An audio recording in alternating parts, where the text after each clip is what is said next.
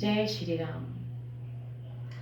परम सती असुराधिप नारी, तेहि बल ताहि न जीतहि पुरारी।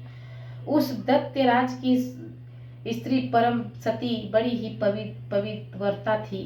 उसी की प्रताप से त्रिपुरासुर जैसे अजय शत्रु का विनाश करने वाले शिवजी भी उस दैत्य की नहीं जीत सके।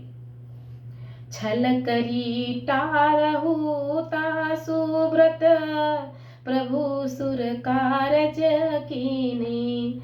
जब ते ही जानहु परम तब, श्राप कोप करी दीनी।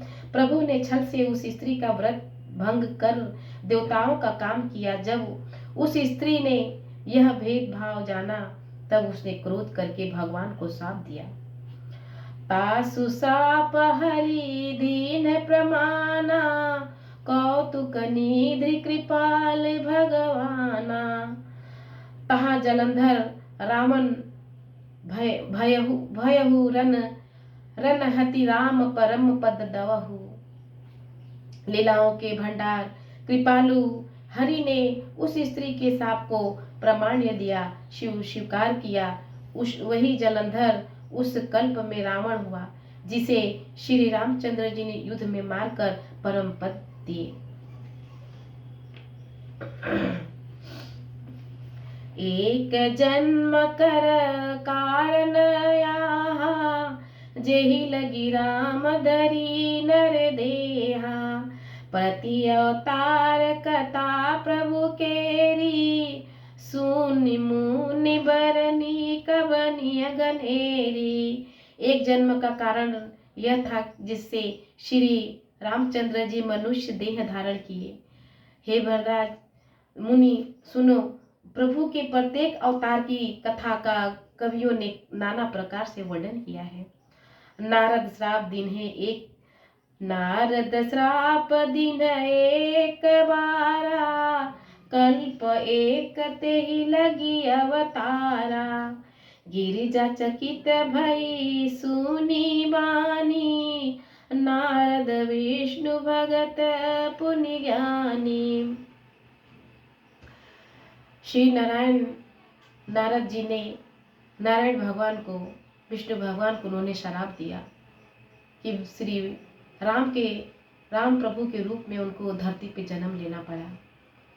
नारद जी ने उनको शराप दिया। जब भोलेनाथ पार्वती मैया को कहते हैं कि नारद जी ने नारायण को शराप दिया, तो पार्वती माता तो भी विश्वास नहीं करती हैं, बोलती हैं कि नारायण की ही कुछ गलती होगी, क्योंकि नारद पार्वती मैया के गुरु थे, इसलिए गुरु पे विश्वास करती थी।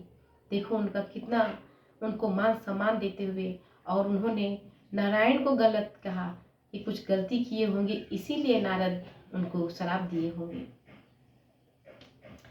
एक बार नारद जी ने श्राप दिया, अतः एक कल्प में उनके लिए अवतार हुआ।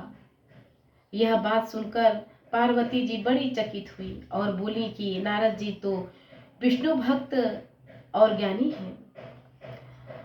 पार्वती मैया कहती हैं कि वो तो विष्णु भगवान के भक्त हैं नारद जी, फिर उन्होंने शराप क्यों दिया? विष्णु भगवान की ही गलती कुछ रही होगी। पार्वती मैया कहती हैं, अपने गुरु पर विश्वास करती चली करती हैं। कारण कवन श्राप मुनि दीन्हा, काय अपराध रमापति कीन्हा। यह प्रसंग मोहि कहु पुरारी, मुनि मन मोह आचरण भारी। मुनि ने भगवान को शाप किस कारण से दिया? लक्ष्मीपति भगवान ने उनका क्या अपराध किया था? हे पुरारी शंकर जी, यह कथा मुझसे कहिए। मुनि नारद के मन में मोह होना पड़े, बड़े आश्चर्य की बात है।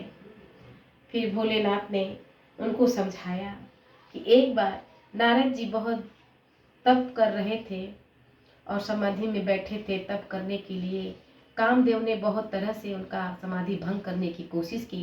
इंद्रदेव भी डर गए थे कि कहीं ये समाधि लिए हैं, कहीं ये मेरे सब राजपाट न ले लें, धन दौलत। तो वो भी डर रहे थे उनके तप करने से नारद जी के, और उन्होंने कामदेव ने बहुत तरह से उनको समाधि तोड़ने की कोशिश की, लेकिन नहीं टूटी उनकी समाधि, और वो जीत गए। कामदेव काम से, लोभ से, सब तरह से वो जीत गए। और उनको फिर जब उन्होंने समाधि से बाहर आए, सब जब बाहर आए उन्होंने, तो फिर इसके बाद कामदेव भी उनके आगे हाथ जोड़ करके बोले कि आप तो हर तरह से जीत गए, मैं आपको हरा नहीं पाया।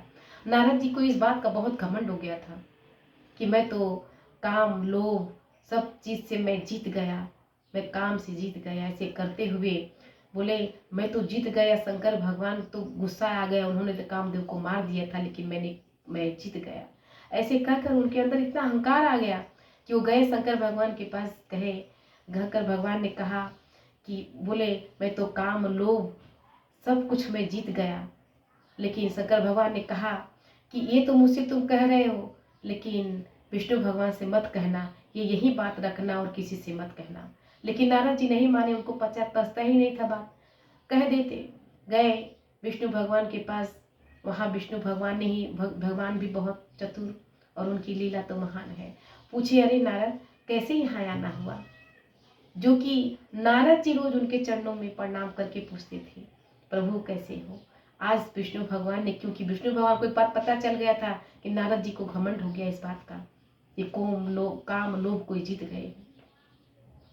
फिर उन्होंने एक ऐसी, फिर जब नारद जी ने उनके चरण में गिर के उनको प्रणाम किया, और उनको इतने घमंड हो गया था कि जब वो चलने लगे तो विष्णु भगवान बोले कि रुको, इनका घमंड तो शांत करना ही पड़ेगा, किस तरह लीला करते हैं। फिर जाते हैं एक बहुत मोहमाया नगरी बनाते हैं, और वहाँ एक नारी बहुत सुंदर मोहिनी, विश्व मोहिनी बनाते हैं, और वहाँ जाते हैं, वो देखते हैं तो उनको उस पर मोह जाते हैं कि शादी करूँगा तो इसी से करूँगा, नहीं तो किसी से नहीं करूँगा। अब आए नारद विष्णु भगवान के पास कि मुझे अपने जैसा सूरत बना दीजिए। विष्णु भगवान ने उनका सूरत अपने जैसा बनाते हैं, बना के बोलते हैं कि ठीक है बना देता हूँ। और विष्णु जब जाके वहाँ बैठे, राजा सब राजकुमार सब जहाँ कहाँ से राजा आए थे, और राजकुमारी जयमाल उसके गले में डालने वाली थी। उन्होंने विवाह का बोला था कि विवाह होगा तो जिसके गले में जयमाल डाल देंगी वही उनका दूल्हा होगा। सब लोग बैठे और नारद जी भी वहाँ बैठे। नारद जी का शकल जो था वो बंदर की तरह था। और जब राजकुमारी आई, मोहिनी, विश्व मोहिनी जब आई, देख रही हैं तो उनका मुंह सिर्फ उन्हीं को दिख रहा है कि बंदर के जैसे दिख रहे हैं।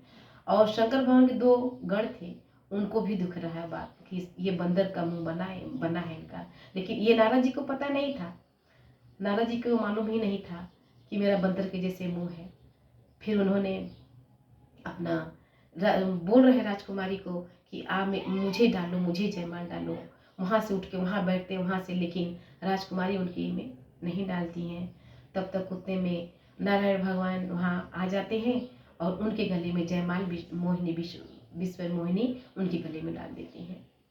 अब नारद जी देखते हैं तो उनको बहुत गुस्सा आती है, और फिर उनको नारद जी वहीं श्राप देते हैं कि आप भी मेरे जैसे एक पत्नी की वियोग में भटकेंगे और रोएंगे, और आपके बानरों के भालू के सहयोग से आपको सहायता मिलेगी।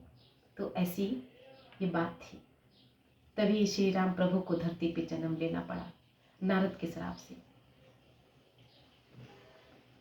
बोल भी हसी महेश तब ज्ञानी, मुड़ न कोई, जेहि जस रघुपति करहि जब, सो तस मोते ही छन होई।